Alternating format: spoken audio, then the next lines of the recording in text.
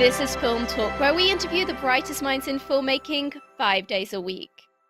Do you need a great camera for your next shoot? You may want to consider the world's lightest handheld Super 35 digital film camera, Blackmagic's Ursa Mini 4.6K. The Ursa Mini boasts a 4.6K sensor, global shutter, and up to 15 stops of dynamic range. It's perfectly balanced for handheld use and comfortable enough to be used all day long. Scene one, take one.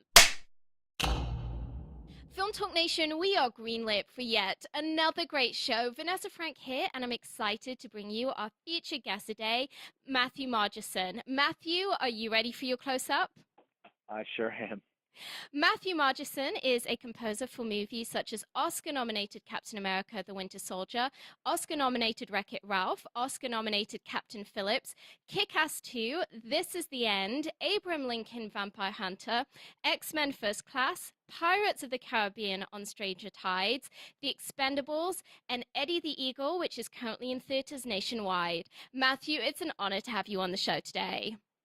Thank you. My pleasure to be here. You have to know, Matthew, I'm a huge fan of Eddie the Eagle from back in the day. I was one of those people who were avidly watching in the 80s as he attempted to make a name for himself. And though I haven't had a chance to see the movie yet, I've been holding off on a time when I can take my whole family to go see it. I'm just really particularly excited to get to speak to you today. Cool. Yeah, it's a really wonderful film. I hope you get to enjoy it. Yeah, I've been trying to figure out because I know it's a story that people are very familiar with in the UK, and I'm not, Sure. I'm not as sure kind of how much awareness there is in the US. I'm just kind of not very familiar with that, but I know certainly at a certain point in the 80s in the UK, it was a big story. I mean, I remember on Sundays when my dad and I would watch Ski Sunday, which is Sure. like this big ski show that they have on Sundays. And yeah, it's really fun to see a revival of that whole story because I think there were a lot of us who were kind of rooting for the underdog. And it, Definitely. yeah, I think he's certainly. There are people that are aware of who he is, especially kind of an older generation that yeah, remembers watching that specific Olympics. But yes. he's without a doubt lesser known in the States than he Yeah. is in the UK Well, and I'm Europe. I'm excited that the movie is going to be bringing that story to a whole new generation because I think that for any of us who have had a dream and maybe our natural abilities don't 100% line up with our vision and our goal, it's just really heartwarming to see a story of someone who doesn't let that stand in their way. And certainly the trailer for the movie looked brilliant. I personally was very excited when I saw it and posted it all over social media. Oh, fantastic! Thank So you. yes, no, I'm a dedicated super fan. So Matthew, I would love to know, being that you have clearly had an incredibly successful career. I mean, I think that there are very few people who would not be envious of your resume. How did you first get into the industry? I How a good question. A little bit of luck of the draw, a little bit of being around the right people at the right time. Yeah. As cliche as that sounds, I moved out to Los Angeles. What is it, 2016? I moved out to Los Angeles about 13 years ago, Hmm. and just Where kind of found from? my Where from? I grew up in New Jersey, and I had been studying kind of all around the northeast of the states. I had been Okay. studying in Boston and kind of playing playing in a couple bands in New York and up Yeah. on the northeastern seaboard. And then at a certain point, I really wanted to kind of take a risk and get into this film music thing, and Mm. drove across the country and kind of packed everything that I owned up in a truck and like I said, drove across and The worked. I worked quintessential story. yeah, it's kind of, I mean, you've kind of heard it before, but Yeah, like if it that's wasn't a that's how it Greyhound happened. bus, it's as close as you can possibly get to that. Exactly, yeah. But I went there. I went to LA in 2002, 2003, and it was when Craigslist was in its infancy, Mm. and I found a Craigslist ad. I had been when I got to LA, I was kind of waiting tables and giving private piano Yeah. instruction to kids and young adults to just make ends meet.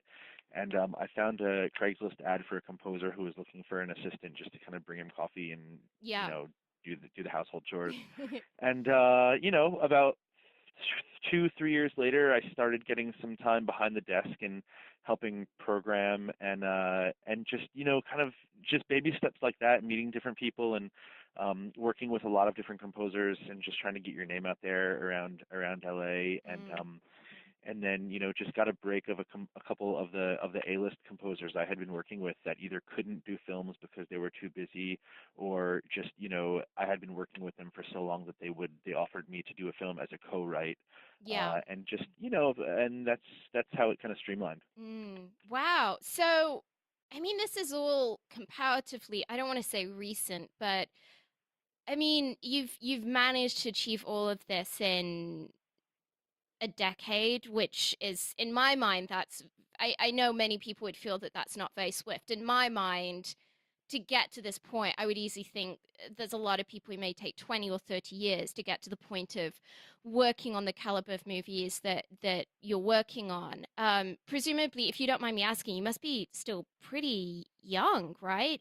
I mean, Yeah, no, I was born in '80, so I'm what am I, 35? I'll be 36 in a couple months. oh, right. Yeah. I was like, wow, you're young. Well, you're 3 years older than me. So I'm like, I count that young. I know many people in Yeah, Hollywood no, would be. it's all in the mind though, isn't it? Yeah. Yeah, no, I think it's formidable that you've managed to achieve all of this at the age of Thank you so much. 36. No, it's really, I Oh, mean, oftentimes when I meet people who are working at your level, they're in their 50s or their 60s. So to have sure. achieved all of this before the age of 40 is pretty flipping good. Well, thank you so much. It's been a lot. It's been a lot of sleepless nights. Yes. It definitely hasn't been an easy path. Yeah, Not that I'm looking for any sympathy or empathy, but I mean, you get out of it what you put into it, and I really believe especially when so. I was Yeah. working, as an assistant and kind of an apprentice composer, it was a lot of, starting your day at 4 in the afternoon and working till 8 in the morning and just kind Yeah. of taking the night shift and getting it done Mm, having people trust you with their film and with their music. Um, yeah. yeah, So, I feel like there's probably a lot of people listening to this show that would love to be doing what you're doing, and they, like yourself, they want to be working on a Pirates of the Caribbean or an X-Men or one of these huge franchises that has the really big music and the really dramatic score and all of the benefits and the opportunities that come with that. For people in our audience that want to be doing that kind of caliber of work, what could you recommend as a path to getting to that point, rather than, obviously there's going to be some people in our audience who very legitimately they want to go do the little indie Sundance movies and stuff that's maybe a little bit more artisanal and where there's maybe um, less people involved in the creative process than what you have on one of these sure. big franchises. But for those people in our audience that kind of go, you know what, I want to be doing the massive big projects. That's where I want to get to. As a composer, what can they be doing to position themselves for that kind of work? Well, it's interesting. It's an interesting question when if you're talking about the practicality component of that question. What worked for me, and there's a lot of different paths to be working in this career. Hmm. A lot of people go that route of working on smaller independent projects with the lesser known directors in hopes that one day that, in 15, 20 years, that director is the next Steven Soderbergh Yeah. or Steven Spielberg. Yeah. In my case, I had found a little spot at a studio. It was Hans Zimmer's studio, where it's a plethora of creativity, where there's all these Yeah. composers that kind of are in the same building together. Some of them are collaborating, and some of them are working on their own projects. And that's where I kind of started running coffees around from room to Mm. room. And so for me, that was a place where I could, 24 hours a day, just kind of sit in the back of a room if that person was amicable to it and just be a fly on the Wow. wall and absorb as much as I Oh my could. gosh. That must have been like priceless. I mean, even if you go to the Yeah, top film school in the nation, you're not necessarily going to have that experience. yeah, it was definitely university after university, if that makes Yeah, any sense. totally. And I learned so much there, and I learned so much there, not even about the notes on the page, but more just about the process and Yeah. the politics and the science behind, because the days of I say this as a very big generality, but the days of writing music on pencil and paper for film are over for most of Mm, us because these yeah, directors want to hear these computer sampled mock-ups of what the music is going to exactly. sound like when it's Yeah. played with so learning You know, how to program. I was Mm, speaking to John Debney recently, who I'm sure. sure you know, he's a great Oscar nominated composer. Oh no, I don't know And John very well. Yeah. yeah, well, I'm just saying for our audience who maybe aren't as familiar as you are. And Sure. he himself was saying he was saying that he uses, is it Sibelius? The Sibelius. Yeah. yeah, Sibelius. He was saying he uses that software to write because he can play a piece of music and it immediately generates the composition on paper. Right. Um, so yeah, I definitely can see that there's been a big tech transition for your craft. Yeah, definitely, and it also helps speed up I mean, it does help. It makes it more of a tangible, um, immediate realization of what it's going to be instead of kind of having some paper in front of you and trying to sell a piece of music on a piano. Mm. You can actually hit play on your spacebar and you can have an 80-piece orchestra play a Wow. synthesized Yeah. mock-up of what it will ultimately sound. Only better when it's played by the live orchestra, but at least Yeah. that will give them a realistic vision of what the music is going to sound. And Mm. learning how to do that is it's very it takes time, and it's almost like just learning another instrument. It Yes. takes a Yeah, lot of I would imagine craftsmanship. so. I would So imagine yeah, I would so. say to go back to your original question, I just because it works so positively for me, I would definitely advocate, for people moving to LA, to see if you can be a fly on the wall Mm. and to, see if you can get an apprenticeship someplace or an assistant position someplace. Yeah. And I would say write a little bit of music every day and really hone your programming skills and your programming chops because that's so much of the business these days is being Mm. able to sell your music no matter how good or bad it is. Yeah, I can absolutely see that if one wants an expedited career into doing the franchise movies as opposed to your little artsy independent movie, Mm, getting that kind of a position makes such a difference because you can go that route of just scoring lots of independent work and hoping that organically something grows out of that. But as you rightly said, you might be waiting for 20 or 30 years for that to come to fruition. And I think yeah, it speaks very highly of what you're advocating that if you've hit the point that you've hit at the mere age of 36, it kind of suggests that, you know what, spending a couple of years just going and getting coffee for people and being willing to be in that kind of dog's body position, but being in proximity of a Hans Zimmer, it could be often it's like that what feels like the longest route is actually the quickest route. It seems yeah, to me that absolutely. that could absolutely be the case. Um, so I would love to know, Matthew, a little bit about your creative process because we've had the opportunity of late to have some fantastic composers on the show that have each been sharing uh, their creative process, and there's I would definitely say that there's some commonalities between all of them, but I've also noticed that they each really kind of have their individual approach. So I'd love to know, particularly as you do tend to work on these very, very big productions where I would imagine there's a lot of voices in your ear. I mean, you've got a lot of executives you probably have to please. There's a lot of people have to sign off on something before it gets locked. Sure. How do you work all of that? Do you like to get involved before at a kind of script stage? Do you like to just get involved when there's actually a movie to see? And then are you really looking to just work to really hear the director's vision, or do you kind of prefer to be given a blank slate and just told, listen, we want you to come up with an interpretation of what this musically and thematically needs to sound like? Um, Well, the let's see here. I don't think I've ever been in a position where a director has said, "Just go write the music and it will be good," which I actually kind of like. There is something psychologically nice of the safety net of Yeah. having a conversation about it. Mm.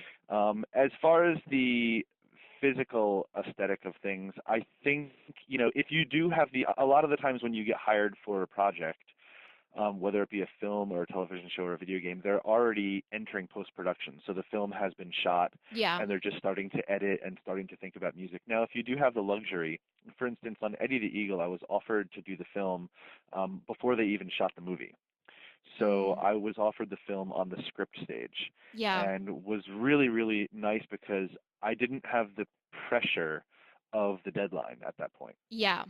And it was an opportunity to read the script and to get inside of the head of the protagonist and kind of just figure out what he's all That's a about crazy head to instead try of to get into.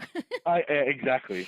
Can I just um interject? This is like completely a rabbit trail, but yeah. um I remember like in the 80s when we would like every single Sunday be like plastered to our TV sets in the UK, kind of Oh, hearing fantastic. the crazy, like wanting to know what the latest was, because back then you didn't have internet or anything like that. Sure. So this was far more like event programming. And so on the show Ski Sunday that would be showing like every single Sunday, they would often have something about Eddie the Eagle. They there's this very famous song that plays at the beginning of that show that is probably known Hmm. by anyone in the UK. It's like the Ski Sunday theme. Right. That we used to bounce around my living room to this track because it's Oh my God. very dynamic. Did you ever get to, just out of like for my own personal edification, did you ever get to hear that track as part of your I research? I don't think I did, to be Oh my perfectly honest gosh. with you. No. I please, when we get done with this interview, you have got to It's go called Ski find it on Sunday. YouTube. So the show is called Ski Sunday, and there's Okay, actually a I'll theme. YouTube it as soon as I'm done. I dug it up when I saw that there was going to be the Eddie the Eagle movie. I do not remember what the specific name is, but if you type in Ski Sunday theme, you're going to hear Uh-huh. this theme that like millions of Brits, when they were like cheering Eddie the Eagle on, this was like the national anthem for the madness is Eddie the Eagle.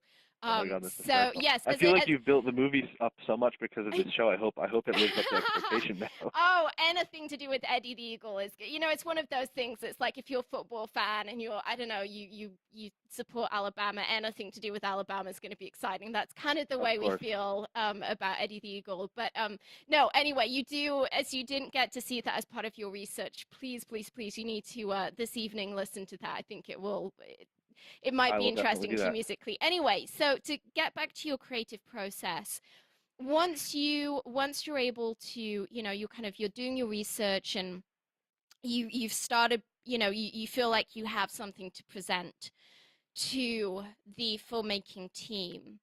How big of a process is that on these big franchises? I mean, is it just a question of pleasing the director and the producer, or are there like 12 people behind them that also all want to give you notes? No, I think it's different every time. I mean, when you're doing a studio film, um, for instance, something like oh, I don't know. I recently did a film called Scout's Guide to a Zombie Apocalypse, which was done by Paramount. Mm-hmm. So you do something like that, which is a studio, like I said, a studio film. You need to, the director obviously has his ears on it, and then it might be it might be a thing where three or four music execs need to kind of listen to it or listen Yeah. to it up to picture and weigh in.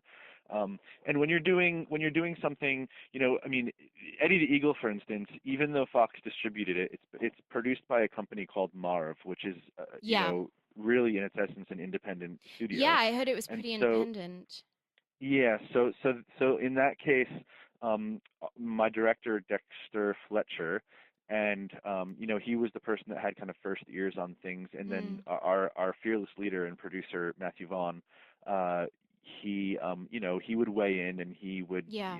give his 2 cents as well. So it's a little bit of a gray area on each Yeah. project, and everyone's different. It could be just one person, or it could be, it could be a whole team of 5 to 10 Well, people I that would are all kind of, imagine, particularly as music is so subjective in a of lot of course, ways, I'm sure for someone who is very musically attuned and educated like yourself, that a group of composers would have a consensus on of course. the vernacular of the music, so to speak. But when you're dealing with people like myself and film executives that are so much more ignorant and wouldn't necessarily understand the mathematics and the semantics that go into it, it really can just seem far more arbitrary. And I could easily see that on one of these big franchises where there's $200 million being put into it, that yeah, naturally there's gonna be a lot of executives that have a lot on the line, and I could well see that being a situation where it's just very difficult to mitigate pleasing all of those possibly quite different notes. Yeah, you can definitely be, especially when you're first playing your initial ideas for, whoever the approving party is or parties are. Yeah. That can be a little bit, heart palpitation inducing. Yes. But I mean, when you're talking about the mathematics of music and the technicalities of music, I mean, it's a curse and it's a blessing because, we can talk about music theory all day, and if I write something for a specific scene that is the most intricate and musically complicated, bits that I could write, someone might come up to me and say that's not actually pulling the right strings Yeah. for me, and their lack of musical knowledge might actually be Yeah, really help. informative. Yeah. I mean, and especially if someone's really just reacting on their gut Their gut, reaction, it which could be is where quite most of the helpful. audience is going to be, right? I mean, Of most of the of audience course. isn't going to be like, wow, they really nailed it for this, that, and the other reason. They're just going to be like, either, oh, it feels right or it doesn't feel right. Yeah, and the audience certainly isn't going to be sitting there going, "Wow, the oboe is playing the reverse Yes. retrograde inversion of the tune backwards up with it." Yes. So it has to be a very reactionary process Yeah. when you're having playback meetings, and either Yeah. it's doing the right thing or not. And the good thing about when you have a director or a producer, in this case, this is the third or fourth film I've done with Matthew Vaughn. Mm. You kind of start to get a little bit of a dialogue going. Yes. And again, even with the same person, it's always a little bit different, except you sort of get a little bit of a shorthand, and I know what he's looking Yes, for, and he might say absolutely. something that I was able to solve on the previous film, and Yeah. learn something from that you can bring that knowledge to the next Mm. project. Well, I think it's kind of like with VFX, where Mm, it's these areas that are so you as a director, you're trying to explain to someone a visceral emotion that you're wanting to create, and you're trying to do so through the limitations of the English language. And of it's course. difficult because if you could just bottle up that feeling that you have inside of your mind and somehow impart it to that other person, the problem would be resolved. But the issue is that we have to pass through language to do that. And I really think that a lot of the time, the biggest challenge creatively is getting an understanding of the other person's shorthand. Yeah, And the more that you understand their way of interpreting things verbally, the more you've got the inner scoop of what they're seeing on on the projector inside their mind. of course.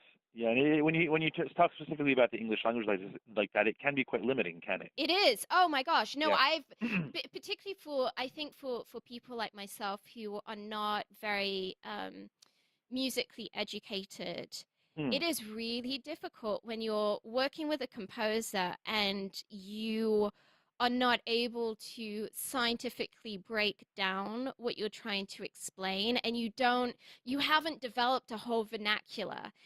Just like with VFX, you haven't, and so you're kind of, I mean, I think it's something as a director you learn bit by bit, kind of by osmosis. You pick up some of the vernacular from these people that you're working with. But I think, particularly for directors who are at an earlier point in their career, it can be really challenging. And so working with someone repeatedly really, really helps because then, like when you're talking about, if I say, oh, I want this to feel more dark, what I mean by dark might be something completely different from what another director's saying, right? Means. Definitely, definitely, So definitely. yeah, it definitely helps to work with people frequently.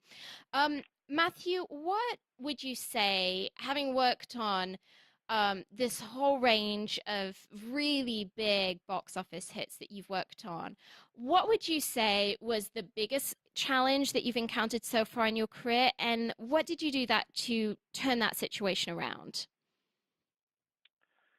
Very good question. Um,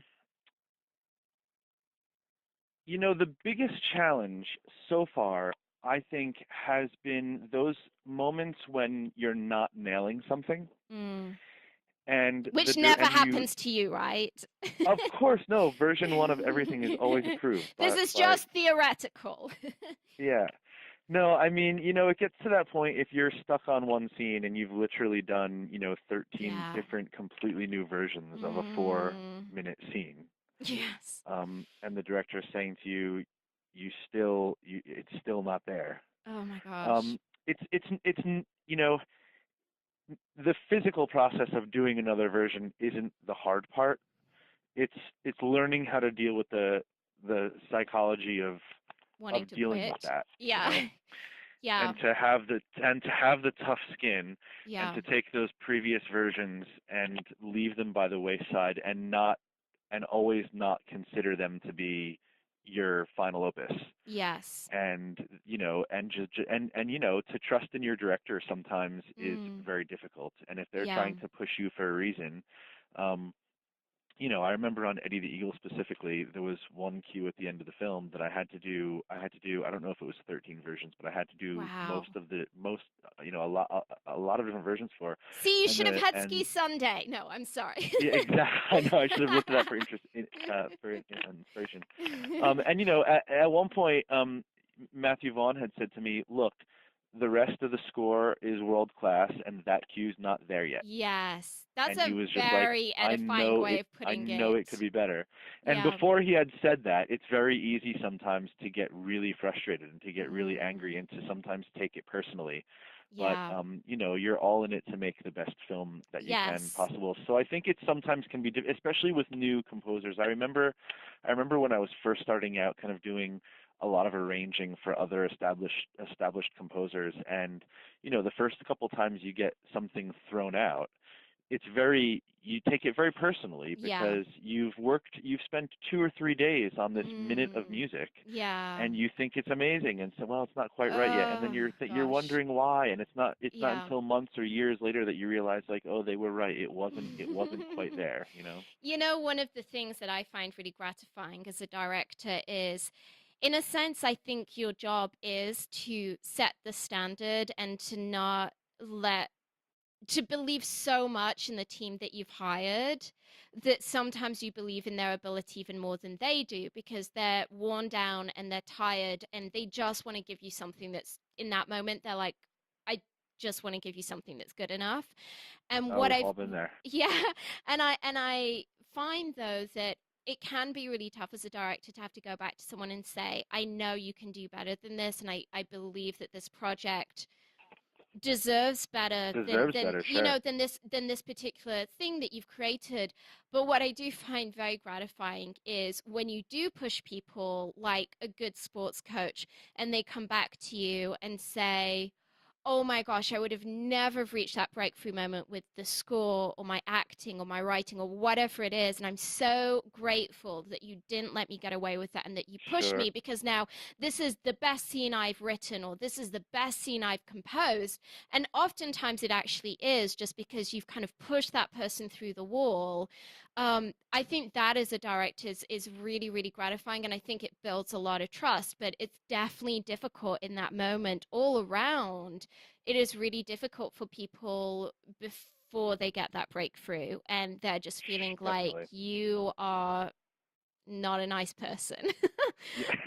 I was thinking of some far more colorful language, but I decided to keep it PC. Well, Um, yeah, we're PG here, aren't we? yes, Um, PG.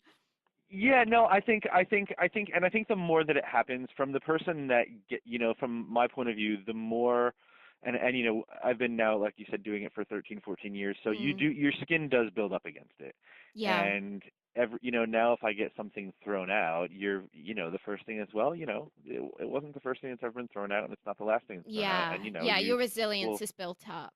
yeah, you just have to truck through it, and that, it took a long time to get to that point Yeah. psychologically, I think. Yeah. And I do see a lot of young composers struggle with that, when they first kind of start doing stuff on a respectable Yeah. level, and you have to have tough skin. Yeah, yeah, we all do, for sure.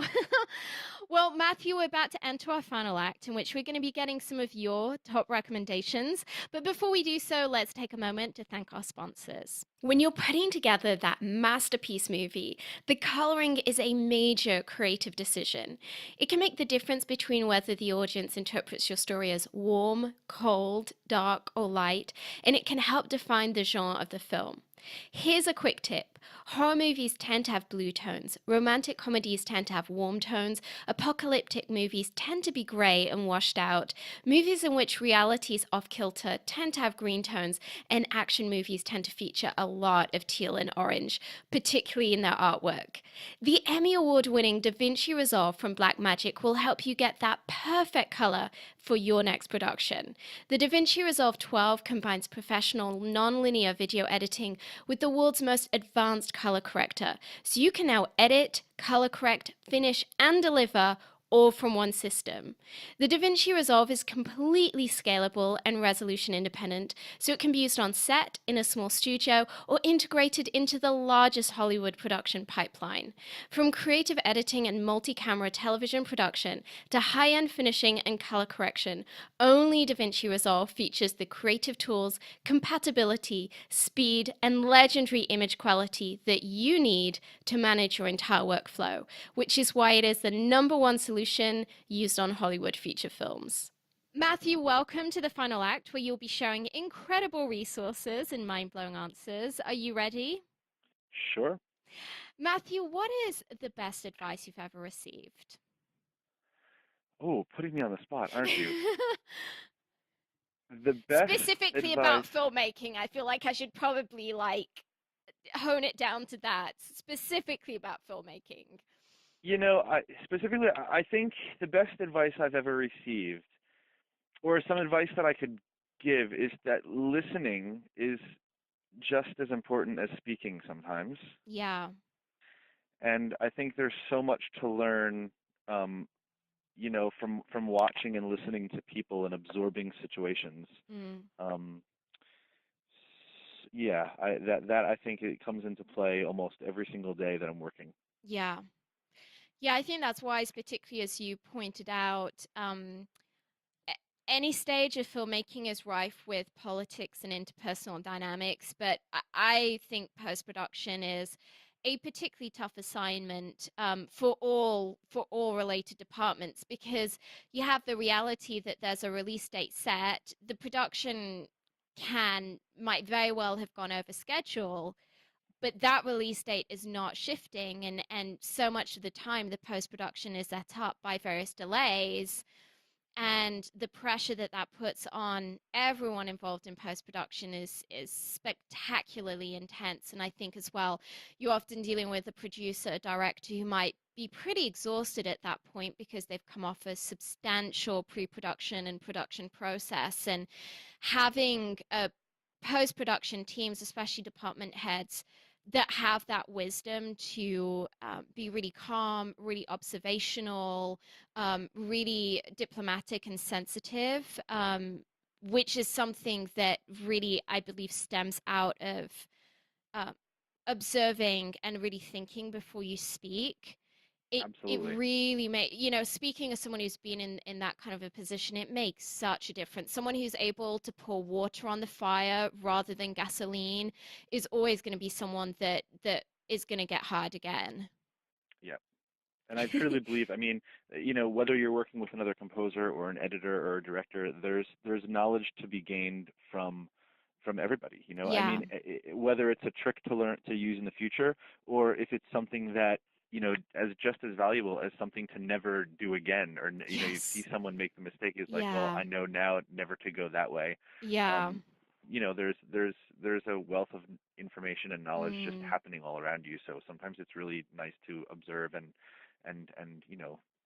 and take it all in. Yeah, I think that's incredibly smart. And I'm sure that that stems from your years of being willing to just be the coffee, the bearer of coffee. Yeah, One absolutely. learns all of these things, which I think that there is a lot to be said for people jumping in the deep end, starting on indie projects, working their way up that way. But you do definitely lose a lot of opportunity that one gets when you are the guy who's just always the fly on the wall and the guy in the back of the room. You kind of a lot of those tricks of the trade that do, I believe, can really make the difference between someone having a big breakthrough or not, which are diplomacy, politics, mitigation of situations. If you haven't had the opportunity to just observe a master at work, you're not Sure. going to have those tools in your toolkit when the day comes and all of a sudden you're working on Pirates of the Caribbean 15 and post production is 15 days behind and, blah, blah, blah. So, anyway, Matthew, if you had just a single movie to stake your entire career on, hypothetically, what kind of That I've movie? worked on. No, like fantasy dream project. What kind of Oh, movie would you want it to be, and what talent would you want attached? very interesting. If you had asked me that 2 years ago, I would have said a James Bond film. Ooh, but don't you Um, think the music with that is kind of like you pretty locked in there, no? been there, done that. Yeah, except there's just Yeah. when I studied a lot of jazz at college, and I used to Oh, be a big jazz head, and just there's something really sexy about all those harmonies that they use and yeah. all those that You get to '60s do the brass. the massive opening sequence with some diva Oh, of singing a course, but song. then I had the opportunity to work on Kingsman last year, which Mm, was a little bit of a nod to the genre. So I think I've gotten that out of my system a bit. I yes. mean, currently, if I were to work on, then there was the whole with Eddie the Eagle.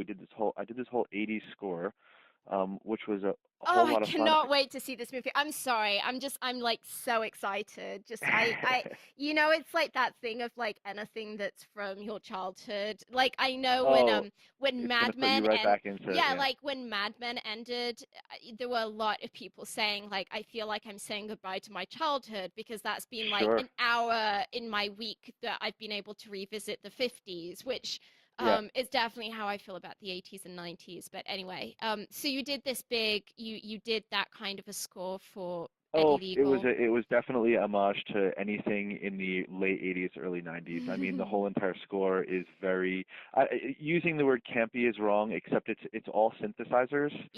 So, Yes. and it's all, I went out and bought all these synthesizers from the era, and it's very true to the sounds that we're Oh, using then, and all the wow. electric pianos, and Oh, that must have been so much fun. it was an absolute blast, and the talent that and Dexter Fletcher, the director, shot amazing performances that just made there was never one scene.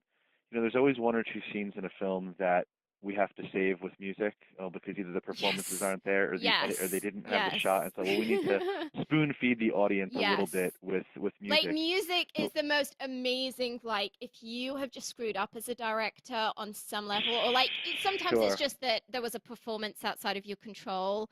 I've been hmm in that situation where someone puts music on it and it's like, oh my gosh, relief. Like this has just been like a band-aid. It's pretty Sure, yeah, amazing. but the what Dexter shot in this film, the performances are just they're so A plus Yeah. that the whole entire process was just real joy to be on, because Mm, every scene was just shot perfectly, yeah. and the music came naturally, and it really fit the picture quite nicely. Yeah. So it was really a dream project, and to just dive into my childhood with all of those sounds again was really fun Yes. and really nice. Yeah. No, I mean, absolutely. now if you ask me my dream project, I think it would be really fun to kind of dive into the Sergio Leone like spaghetti Yes. westerns. That Like would be doing super something fun. real period like that would Mm, be really fun, and that sound quite different than anything that's mm. coming out today. Yeah, no, totally, totally. Oh, and I just looked up what the name of that track is from Ski Sunday. Ah, It's called Pop Looks Back, but it's like BACH. Pop Looks Back, and uh, it was voted one of the 100 greatest TV themes, at least in the UK, which probably doesn't mean much to people in the US. But Fantastic. yes. Anyway, um, Matthew, if you could recommend a book for our listeners, maybe something that you found really helpful in your own film career, what would that book be, and why would you recommend it? Hmm. Um, I read a book uh, called, what is it called? It is by Ayn Rand, called Anthem. Hmm. An extremely quick read. You could probably sit down and read it in, a day, Which is 100, good in our 150 line of pages. work. Exactly. And I love that book because it again, because it's a quick read and you kind of don't have to, drag it on for weeks. You can be like, Um, hey, I read an entire book this week, and everyone be yeah, impressed thinking you read exactly. like I War read a and whole entire Peace. book this Yes, afternoon. yes. No, Anthem is a great book. Because it's got a little bit of everything. It's got a little bit of a love story. It's this dystopian, post-apocalyptic period without being sci-fi at all. But Really? and Mm. it's also very heavy on the. It's a very good, like, almost psychological commentary on ego and the Yeah. human psyche. Mm. Without getting too deep, it really breaks that whole, component of human psychology down quite nicely. And Mm. and again, it's about 100 150 pages. And you found this kind of creatively stimulating? Yeah, I think so. I think I don't know what it was about that book, but I really got attached to it when I Yeah. when I read it years ago. And whenever, if someone asks me for any recommendation or what my favorite book is, Mm. I always kind of go back to Anthem. Yeah. I definitely think that there's such a value in reading a lot of fiction to just stimulate one's vision muscle, so to speak, Sure. in one's mind. It's interesting. I find a lot of filmmakers read extensively when they were young, Hmm. particularly if, like you and I, they were maybe growing up pre-internet era. Yeah, the attention span is Oh my getting gosh, shorter it's by the. scary. It's so scary. I'm really, honestly, I'm really glad I was born pre-internet in a lot of Yeah. ways. Well, Film Talk Nation, I know that you love audio. To thank you for joining us today, we've partnered with our friends over at Audible to offer you a free audio book. Great titles available include Story by Robert McKee, Save the Cat Strikes Back by Blake Snyder, Why Not Me by Mindy Kaling, and Your Year of Yes by Shonda Rhimes. If you haven't already done so, you can claim your free audio book at audibletrial.com/film talk. That's audibletrial.com/film talk. And this link will also be included in today's show notes. Matthew, if you could recommend a single movie for our listeners, maybe something that has a score that you have found personally really inspiring, what would that movie be and why? Cinema Paradiso. Oh my gosh! Oh my gosh! Cinema Paradiso is so Uh, beautiful, so yeah, crazy I beautiful. mean, the melody is just, it's kind of indescribable, isn't You'll be it? It crying for days. You'll be crying for days at the end. You kind of don't expect the ending. I would say watch the original. I think there's Yes, there an was like, alternate yes, ending. there was. I heard a friend of mine was telling me that there's like this director's cut where Yeah. he apparently, like, the young woman that he's in love with that he never gets, apparently in that cut he sleeps with her, which I definitely don't like the idea of that as much because I feel like No. that being a truly unrequited love is so much more powerful and visceral. But yeah, apparently there is this slightly more adult version of it that exists. Yeah, no, I would say go with the original Yeah, release. It's, yeah, even though it's 20 minutes shorter, it's just a better ending. yeah. And the all of the music in it and the love theme in it, it's like this. Very interesting. You said an unrequited love, because the love theme in it is like this.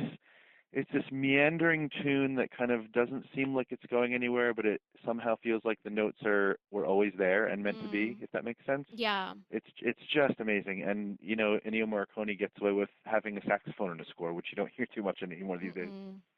No, it's such there's very few movies that I would say create truly visceral emotion. And I believe that that one fires on all cylinders in that respect. It's a movie that you are feeling with every pore of your body by the end of it. And I think for anyone who's in the industry who maybe has a story of films and watching movies and going to the cinema being a very magical part of their childhood and their adolescent years. I think it has such a poignancy. For anyone who's a filmmaker, a story of a filmmaker looking back on his life and realizing the beauty and the value of this experience that he had growing up of falling in love with movies is it's about as introverted as we can possibly get Yeah, in terms of absolutely. movies. It's a movie that means a lot to me personally, particularly because I actually got a really cool film job off the back of that, of Cinema Paradiso. Bizarrely, in the UK, they used to do a lot of these cover mounts. All For right. yeah, for a certain number of years, you'd like buy the newspaper and you'd get like a free DVD. It was kind of when DVDs were still really up and coming, and so newspapers would license these movies and do a cover mount. And so I bought a newspaper just because I really wanted to watch Cinema Paradiso. And bizarrely, in this newspaper, there was an ad for this incredible film job, which I ended up getting and very happily working at that company for about a year and a half. So for me, whenever someone says Cinema Paradiso, it's like such a multi-layered experience for me. So anyway, that's like Great. completely off topic. Very Um, no, I'm to glad I come picked a good one for you. to come back to you, Matthew, because this is not about me, it's about you. If you could recommend a website or an app for our listeners that you find is just an incredible tool, something maybe that you use a lot in your everyday life as a filmmaker, what would that be? Oh, as boring as this is, I go down these YouTube wormholes. Me too. Um, Do you there's find you get there's to the point where it's like you have like 25 tabs on your computer? oh, without a doubt, Yeah. 25 is a Monday morning. Come on. No, I mean, there's so much information out there, and there's so much music there, and there's so much Yeah. video out there that it's just a great tool. I think there's some component of all artists that are procrastinators because By all the best definition. work gets done in the very last moment. Yeah. So, but you can absorb different performances and, like I said, different Mm, music videos, and there's just, I mean, it's all there on YouTube and Spotify. I mean, yeah. there's just an infinite amount of music and combination of Yeah. notes that's just all there for you to kind of get lost. And the whole Mm.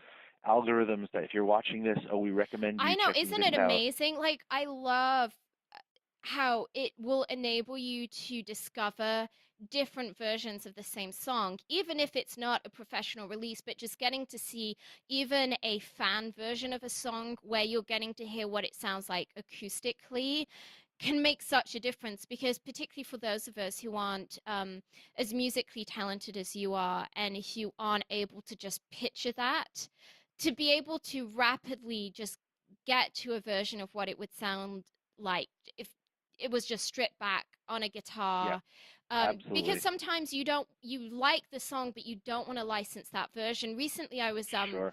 I was watching Chef, Uh-huh. which is such a great movie by John Favreau, and they Oh, I do love it. this, The yeah, soundtrack, the songs in it are it's awesome. incredible, and they do this version of sexual healing, which is like, Sure. so I wouldn't even know because I'm so not musically like educated to be able to say how they changed it, but they just put a completely different spin on it that Yeah. was so perfect. I mean, it was like one of my favorite things about the movie. It completely made the scene. I don't know how that came about, but whoever first had that spark of thought, of creative idea for that is just an absolute genius. And it really made me realize, like, wow, a song, even if you there's a song where the lyrics are right and the orchestration that you know of it just doesn't fit. There's a million and one things that can be done with that. And if you jump on YouTube, chances are there's like 15 different fan versions you can look at that will at least start giving you an idea and a feel for what it would be like if someone's rapping it, if someone's doing it on the guitar, if someone's just harmonizing it, you know? Yep. Absolutely. Yeah. Well, it sounds like And we're kindred spirits, Matthew. it's all there at your fingertips, you Yeah. know. Yeah, it's pretty amazing. Well, Matthew, it's time for the martini shot. What parting piece of guidance do you want to share with us? Parting, well, just leap in. I would Yeah. say, always be true to yourself, and you're never going to find out the answer to any question if you don't ask it. And Yeah. I would say for anyone that is hesitant about, you know, a career like this, or moving to Los Angeles or London or wherever Mm. you need to go for the work, I would say, just go for it, do it.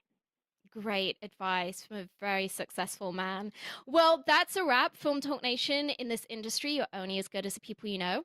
And today we've been hanging out with Matthew Margeson and myself. If you want to go the extra mile, head over to filmtalkpodcast.com and type Matthew Margeson into the search bar. The show notes from today's show will appear along with everything we discussed, like Matthew's recommended book and movie. Matthew, we appreciate you sharing your priceless insight with us today. Film Talk Nation thanks you, and we'll see you on the red carpet. Fantastic. Thanks a lot, Vanessa. Pleasure mine.